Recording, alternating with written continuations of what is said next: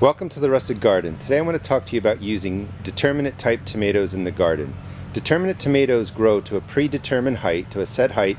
They set all their fruit at once or nearly all at once, and then the tomato plants die out. Versus the indeterminate tomato, which continue to grow all season long, set fruit at different times, and the indeterminates usually die out either from disease or from when the cold weather or frost comes in. Now when you plant tomatoes, you want to make sure you plant them in a way that the shade from the tallest tomato doesn't fall onto the smallest tomato.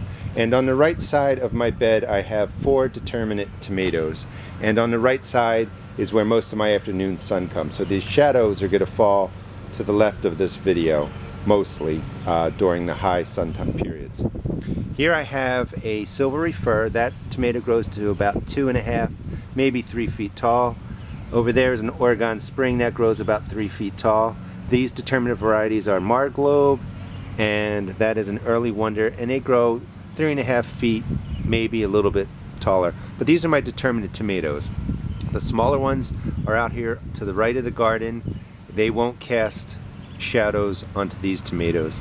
These are planted a little bit more closely together than I would the indeterminate varieties, but I know that these plants aren't going to get huge. They're not going to be like your wild cherry tomatoes that get 6-7 feet tall and grow all over the place. They're going to grow to a predetermined height, set their fruit, and be done.